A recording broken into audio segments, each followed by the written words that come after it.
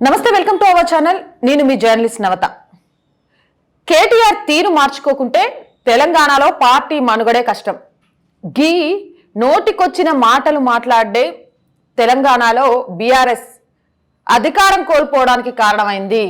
ప్రజలకు అందుబాటులో ఉండకపోవడం, నాయకులకు అందుబాటులో ఉండకపోవడం, అధికారులతో సహా ప్రతి ఒక్కరి మీద నోటికొచ్చినట్టు మాట్లాడటం అనేది కేటీఆర్ బీఆర్ఎస్ పార్టీ కొంప ముంచింది అంటూ సోషల్ మీడియాలో అనేక వార్తలను చూసాం. ఇప్పుడు ప్రతిపక్షంలో ఉండి కూడా 10 సంవత్సరాల నుంచి తెలంగాణ సాధించిన తర్వాత దళిత ముఖ్యమంత్రిని చేస్తా అన్న ముచ్చట్ని పక్కన పడేసి ఇక కేసీఆర్ అయితే తప్ప తెలంగాణ ఉద్ధరణ కాదు అని చెప్పి తెలంగాణను ఏమంటారు ముఖ్యమంత్రి సీటు మీద కూర్చోబెడితే 10 సంవత్సరాల నుండి కాంగ్రెస్ పార్టీ అధికారంలోకి వచ్చి 2 నెలలు అయిందో లేదో ఈయన మాట్లాడే మాటలు ఎంత నీచంగా ఉన్నాయో తెలుసా అంటూ కింద కామెంట్ల మీద కామెంట్లు పెడతారు.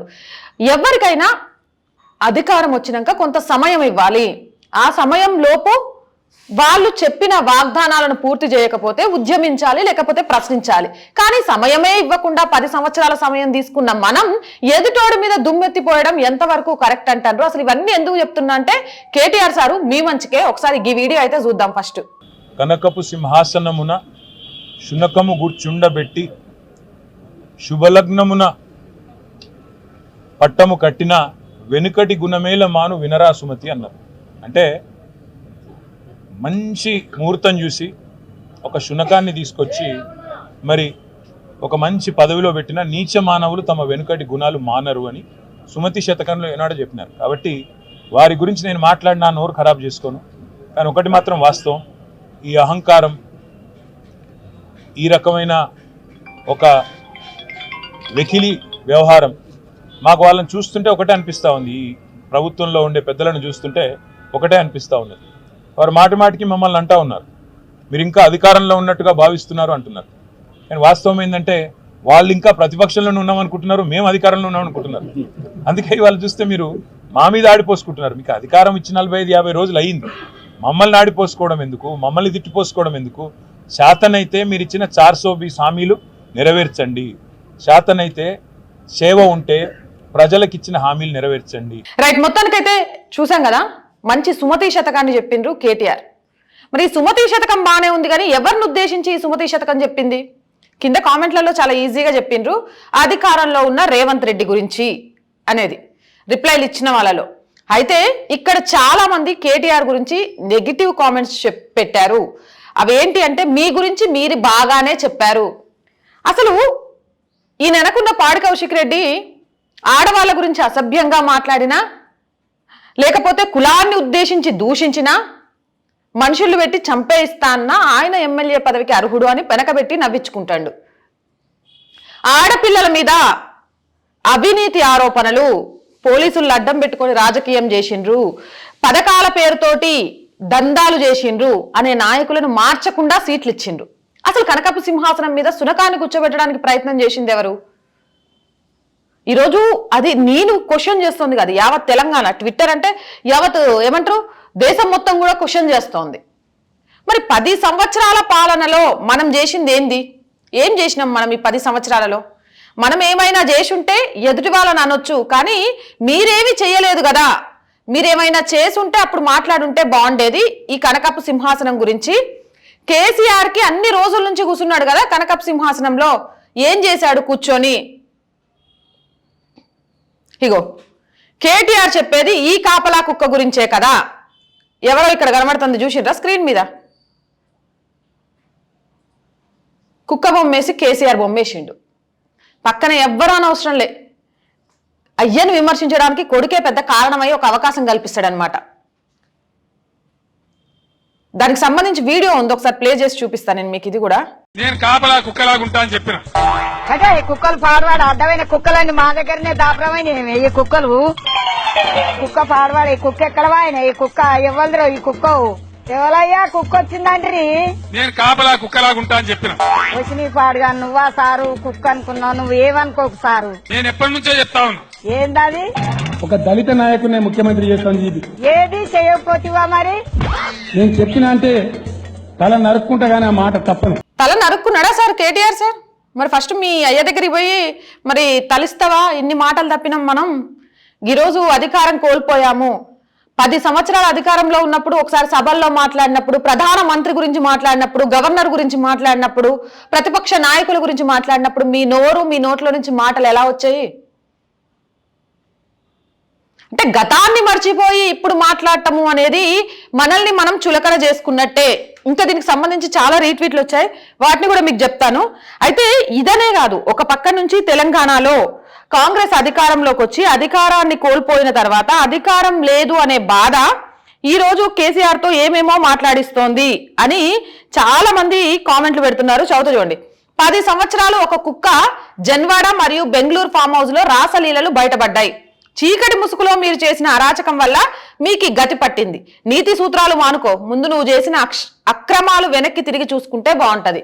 మరి ఈ రాసలీలలు చేసిన నాయకుడు ఎవరు అనుకుంటున్నారు? ఈ ట్విట్ పెట్టడం వెనుక ఉన్న లీడర్ ఎవరు అనుకుంటారో మీరు కూడా కింద కామెంట్ సెక్షన్ లో చెప్పండి. అందుకే ఒక శునకాన్ని 2014లో 2018లో తెలియక తెలంగాణ ప్రజలు కూర్చోబెట్టారు. ఇప్పుడు తెలుసుకొని సింహాన్ని కూర్చోబెట్టారు. గత 10 సంవత్సరాలుగా మీరు అదే స్థానంలో ఉన్నారని అందరూ అంటున్నారు. విచిత్రమైన విషయం ఏమిటంటే మనం ఇంకొకరిని విమర్శించే ముందు ప్రతిబింబాన్ని చేసుకోవడం మంచిదేమో. అవకాశం చేజార్చుకున్నాక ఎన్ని విమర్శలు చేస్తే మాత్రం ఏం లాభం? మంచితనం గురించి మీరే చెప్పాలా, నువ్వే పెద్ద కుక్కవి. గురి తప్పలేదు, కారు 4 టైర్లు పేల్చేసిండు కేటీఆర్. ఇది నీ పెద్దరికం. చి, తెలంగాణ ప్రజలు ఎన్నుకున్న మన తెలంగాణ సీఎంని పట్టుకొని నీచమైన పోస్టులు పెడుతున్నావు. చదువుకున్న వారు చేసే పని కాదు ఇది. పిచ్చి పట్టిన కుక్కలాగా మొరగకు. మేము ఓటు వేసినాం, అలాగే ఇంతకు ముందు 2 సార్లు మీకు ఓటు వేసినాం. ఇన్ని రోజులు గౌరవం ఉండేది మీ మీద. చి అంటే పోయిందని చెప్తాడు. అందుకేగా కుక్కను దింపి ఫామ్ హౌస్ లో వండబెట్టిండ్రు. శునకాలు నీలా మొరుగుతాయి, సింహాలు గర్జిస్తాయి. అధికారం పోయేసరికి వేమన శతకాలు చదువుకుంటున్నావు. వేమన కాదు, సుమతి శతకాలు. లేకపోతే ఎగిరెగిరి పడేవాళ్ళు. తెలంగాణ ప్రజలు విజ్ఞులు కాబట్టే నిన్ను మీ అయ్యను ఆ డొక్కు కారును షెడ్డుకు పంపిండ్రు. ఇగో కుక్కకు ఏమంటారు, గులాబీ పార్టీ కండువా కప్పేసిండ్రు, కట్టి కూసోబెట్టి పెట్టిండ్రు. ఉన్న కుక్కని పదవి లేకుండా చేసేందుకు. అధికారం ఉన్నప్పుడు ఎవరు గుర్తుకు రాలేదు, ఎవరికి విలువ ఇవ్వలేదు. కనీసం పార్టీలో ప్రజాస్వామ్యం అన్నది లేకుండా చేశారు.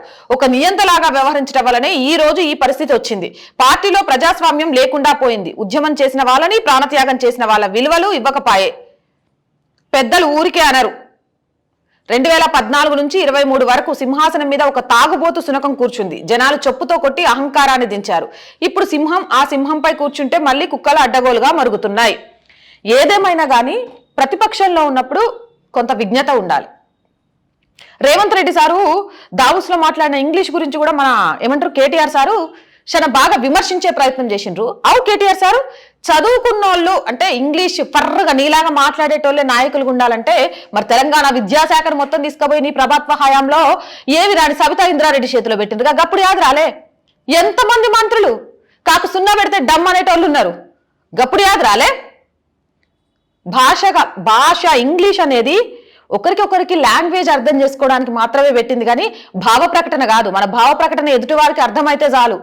రాజకీయ నాయకులు ఇంగ్లీష్ లో మాట్లాడాలంటే బ్రిటిష్ వాళ్ళని తీసుకొచ్చుకొని మనం మళ్ళీ పాలన చేసుకుందాం. ఎందుకు మరి? ఎందుకంటే నువ్వు కోరుకున్న పాష్ ఇంగ్లీష్ కాదు కదా. 10 ఏళ్ల నుంచి పాష్ ఇంగ్లీష్ మాట్లాడి ఏం చేసిండ్రు? కాళేశ్వరం ప్రాజెక్టు గురించి రోజుకోటి వస్తుంది, చెప్పు మరి. టీఎస్పీఎస్సీకి సంబంధించి మాట్లాడు మరి. అయ్యా దళిత ముఖ్యమంత్రిని చేస్తా, కాపలా కుక్కలాగుంటాను. ఇగో ఇప్పుడు వీడియోలో చూసినాం, ఉంటా అని చెప్పిండు. మరి కాపలా కుక్కలాగుంటా అన్న అయ్యేమో సీఎం సీట్లో ఎందుకు కూర్చున్నాడు? ఈ రోజుకు సంబంధించి 10 ఏళ్ల పాలనలో ఉప ముఖ్యమంత్రి స్థానంలో కూడా ఒక దళిత బిడ్డను ఎందుకు కూర్చోబెట్టలేకపోయినరు? చెప్పు మరి. అరే 10 సంవత్సరాలు మనం బాలించినాం, ఏమి చేసింది లేదు. బంగారు తెలంగాణ అని ఊరు గొప్ప పేరు దిబ్బలాగా చేసేసిండ్రు. ప్రగతి భవన్ లో నుంచి పదవి పోయేసరికి 24 గంటలు కాకముందే కంప్యూటర్లతో సహా మాయం చేసిండ్రు. మన అవినీతి చిట్టా ఒక్కొక్కటి బయటకు వస్తుంటే సమాధానం లేకపోయింది. బీజేపీతో పొత్తు పెట్టుకోవడం వల్ల కాదు, సుప్రీంకోర్టుకు వెళ్ళబట్టే కవిత అరెస్ట్ కాలేదని మళ్ళా మనమే చెప్పుకుంటున్నాం. అంటే నా చెల్లె సుధపూసేం కాదు, ఒక సుప్రీంకోర్టు నుంచి ఇంకా ఆర్డర్లు ఉన్నాయి కాబట్టి ఇట్లా బయట ఉంది, లేకపోతే ఎంక్వైరీకి పోవాల్సి వచ్చేది అని. గింత అవినీతి పరులు, ఆడపిల్లల మీద అఘాయిత్యాలు చేసిన వాళ్ళు, నోటికొచ్చినట్టు మాట్లాడినోళ్ళు, పద్ధతి పాలేనోళ్ళను పక్కనేసుకొని వెనకేసుకొని మళ్ళీ నువ్వు నీతి సూక్తులు 60-70 రోజులు కాకముందే ఎందుకు చేయలే? అని ఈ లెవెల్లో ట్విట్ పెడుతున్నావంటే నిన్ను ఈ 10 సంవత్సరాల నుంచి ప్రతిపక్షాలు జనాలు ఎంత పట్టుపట్టుని తిట్టాలి? అసలు ఏం హక్కు ఉందని కల్వకుంట్ల కుటుంబం మొత్తం తెలంగాణ నేలేసింది. ఈరోజు ఇక్కడ రేవంత్ రెడ్డిని ఉద్దేశించి పెట్టారనో ఇంకొకరిని ఉద్దేశించి పెట్టారనో చేయడం, ఈ వీడియో చేయడం యొక్క ఉద్దేశం కానే కాదు. ప్రజానాయకులు అంటే ప్రజలను ఆలోచనను తట్టి లేపాలి, ప్రజల కోసం పనిచేయాలి. కానీ గింత ఘోరమైన విమర్శలు నాయకులే చేసుకుంటుంటే ప్రజలు ఏం నేర్చుకుంటారు? రాజకీయ నాయకులు, సెలబ్రిటీలు యూత్ కి రోల్ మోడల్స్ అంటారు. ఏం నేర్చుకోవాలి? రోల్ మోడల్స్ గా బూతులు తిట్టడం ఎట్లా నేర్చుకోవాలా, ఎదుటోళ్ళ విలువలు తగ్గించి మాట్లాడటం ఎట్లా నేర్చుకోవాలను మస్తు చదువుకున్నావేమో. చదువుకున్నోడు చేసే పనేనా ఇది? ఈ మాటలన్నీ నేను కాదు, తెలంగాణ ప్రజలు మాట్లాడుకుంటున్నారు ఈరోజు. ఇంత చచ్చినా పులుపు జావలేదు అన్నట్టు ఎందుకు ఈయనకింత? ఈ అహంకార మాటలే కదా ఈరోజు పదవి లేకుండా ప్రతిపక్షంలో కనీసం మినిమం సీట్లు గెలుచుకోకుండా చేసింది. అయినా కూడా ఎందుకు? రేపు జరగబోయే ఎంపీ ఎలక్షన్ లో కేల్కతం దుకాన్ బంద్ అని సర్వే రిపోర్ట్లు కూడా చెప్తున్నాయి. మొన్నటికి మొన్న పీపుల్స్ స్టోలో ఏదో సర్వే వస్తే ఒక మెదక్లో కేసీఆర్ నిలబడితే అది చెప్పలేం, అది కూడా ఓటమి పాలవ్వడానికి ఆస్కారం ఉంది. 0. రేపు లోక్సభ ఎన్నికల తర్వాత బీఆర్ఎస్ భూస్థాపితం అని ప్రొఫెసర్ నాగేశ్వరరావు ఇలా చాలా మంది చెప్తారు. ఎందుకు పార్టీ అంత దిగజారిపోతోంది, అంత పడిపోతుంది? ఉద్యమ పార్టీ కాస్త ఈ రోజు తెలంగాణ ప్రజలు అసహించుకునే పార్టీగా ఎందుకు మారింది? మేము ప్రజలకు చేసిన అన్యాయం ఏంటి? ఇకనైనా సరే ప్రతిపక్షంలో ఉండైనా సరే తప్పు సరిదిద్దుకోవాలి, ప్రజల తరపున మాట్లాడాలి, ప్రజల కోసం పోరాటం చేయాలి, అవినీతి చేసిన దానికి సమాధానం చెప్పాలి. ఇన్ని రోజుల నుంచి అవినీతి ఆరోపణలు, ఎంక్వైరీలు వస్తున్నాయి కదా, మరి వీటి గురించి ఒక్క సమాధానం ఒక్క ప్రెస్ మీట్ లో మాట్లాడట్లే. ఇక సోషల్ మీడియా వాళ్ళని చూసి ఒక స్క్రీన్ పెట్టుకొని అయ్యా వీడియో వేయండి అని చూపించుకుంటూ ముచ్చట్లు చెప్తాను. గట్లా ఇగో మీ అయ్యా నువ్వు మాట్లాడిన వీడియోలు వేయడం మొదలు పెడతా, నాకు అవ్వదే అను కేసీఆర్ సార్ వచ్చింది చూడు, అట్లా ఇజ్జత్ మొత్తం పోతుందట. ఒక ఏళ్ళు మనం చూపించే ముందు 4 ఏళ్ళు మనల్ని చూపిస్తాయి అనే విషయాన్ని గుర్తుపెట్టుకోవాలి. ఉండాలి, ప్రతిపక్షాలు విమర్శిస్తూనే ఉండాలి, అధికార పార్టీ విమర్శలు స్వీకరిస్తూనే ఉండాలి. కానీ ఆ విమర్శించడానికి ఒక హద్దు ఉంటుంది, సమాధానం చెప్పడానికి ఒక హద్దు ఉంటుంది. 75 రోజులు అయింది కాంగ్రెస్ వచ్చి, ఏం చేసినామని అడుగుతున్నారు. 10 సంవత్సరాల నుంచి తెలంగాణలో మీరేం చేసిండ్రు? విద్యా వ్యవస్థలో మార్పు తీసుకొచ్చిండ్రా? నీళ్లు, నిధులు, నియామకాల కోసం తెలంగాణ తెచ్చుకున్నాం. ఎన్ని నియామకాలు చేసిండ్రు? ఇంటికో ఉద్యోగం ఏం నుంచి ఇస్తాం అని అసెంబ్లీ సాక్షిగా నువ్వు మాట్లాడినావు. ఇంటికో ఉద్యోగం ఇస్తాను ఏ మాట్లాడిండు? నిధులు ఎక్కడ చూడు అప్పులు.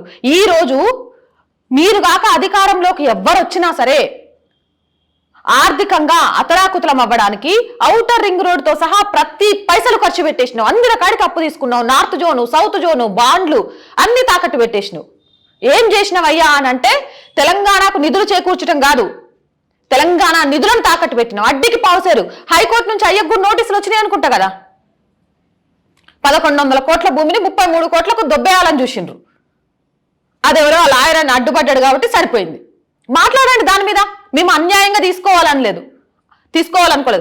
ఏ జిల్లాలో అయినా సరే గురుకుల పాఠశాల నుంచి గవర్నమెంట్ పాఠశాల వరకు మన ఊరు మన బడి పేరుతో కూడా మస్తు డబ్బులు దొబ్బేసిండ్రు. నీ కొడుకు స్వయంగా ఏడ్చిండు గవర్నమెంట్ స్కూల్ని చూసి. కానీ ప్రతి జిల్లాలో బీఆర్ఎస్ పార్టీ భవనాలు మాత్రం అంగరంగ వైభవంగా కట్టుకున్నారు. పోరగాళ్ళకు కావాల్సిన టాయిలెట్స్ కూడా కట్టలేకపోయినరు. దావూస్ లో మాట్లాడిన లాంగ్వేజ్ మీద నువ్వు ఏమంటారు కామెంట్లు చేసుకుంటూ పోస్టులు పెట్టినావు. అసలు చదువు విలువ తెలియని సబితా ఇంద్రారెడ్డికి చేతికి తీసుకుపోయి 5 సంవత్సరాల విద్యా వ్యవస్థను ఇచ్చినావు. బాసలలో చనిపోయిన పిల్లలకు సంబంధించి ఈ రోజు వరకు రీజన్స్ తెలియదు.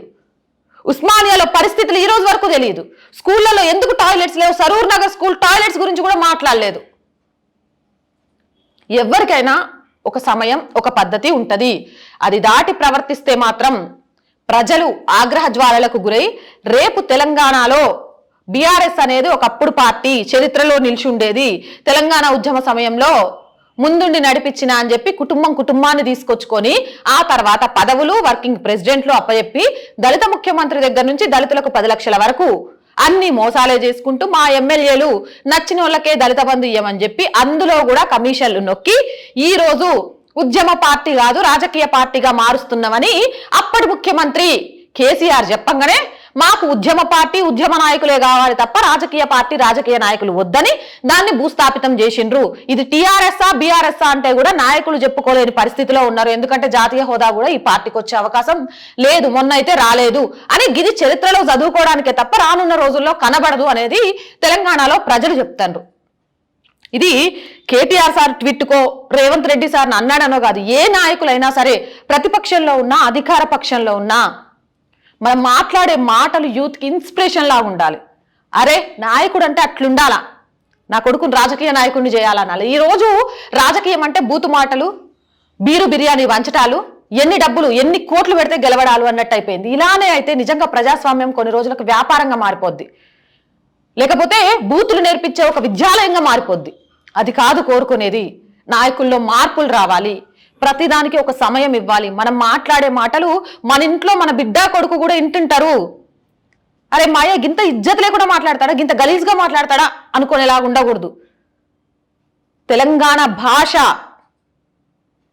వినసొంపైన భాష, కానీ తెలంగాణలో గిట్లే ఉంటుందని మీరు మాట్లాడే బూతుల్ని తెలంగాణ భాషకు ఏమంటారు ఆపాదన చేయకండి. ఇదైతే రేవంత్ ట్వీట్ మీద అయితే మస్తు ఘోరమైన కామెంట్స్ వస్తున్నాయి, ఇంకా ఘోరంగా కామెంట్స్ కూడా ఉన్నాయి. నేనైతే ఆ కామెంట్స్ అన్ని చదవకూడదు అనుకున్నా, ఎందుకంటే కొన్ని కామెంట్స్ అనేవి చదవలేకుండా వస్తున్నాయి. ఇది ఎవరి తప్పు కాదు, స్వయంకృత అపరాధం. ఎందుకు అనంటే మనం ఏం చేశాము అనేది మర్చిపోయి ఎదుటి వాళ్ళని విమర్శించడం కోసం ఇప్పుడు నీతి పద్యాలు సూక్తి పద్యాలు వాడతా అంటే ప్రజలు చూస్తూ ఊరుకునే స్థితిలో లేరు, ప్రజలు అన్నీ గమనిస్తూ ఉన్నారు. ఇదే కాదు, చాలా చోట్ల ఈ మధ్య కాలంలో కేటీఆర్ మాట్లాడిన వ్యాఖ్యలు మాత్రం ఆ పార్టీ అప్రదిష్ట పాలవడానికే కారణం అవుతుంది తప్ప నిజంగా పార్టీని బలోపేతం చేయడానికి కావట్లే. ఖమ్మం పోయిండు, సగం మందితో మాట్లాడిండు, సగం మందితో మాట్లాడలేదు. అలాగే ఇంకొక చోట అధికారం పోయింది అనే ఆవేశంలో మాట్లాడుతున్నాడు, కానీ అధికారాన్ని నిలబెట్టుకోవాలనే విజ్ఞతతో మాట్లాడట్లేదు అని చాలా మంది కామెంట్స్ చేస్తున్నారు. మరి మీరేమనుకుంటున్నారు అనేది కూడా కింద కామెంట్ సెక్షన్ లో తెలియజేయండి. ఇలాంటి మోర్ వీడియోస్ కోసం మన ఛానల్ ని సబ్స్క్రైబ్ చేసుకోండి. ఈ వీడియో నచ్చినట్లయితే లైక్ చేయండి, షేర్ చేయండి.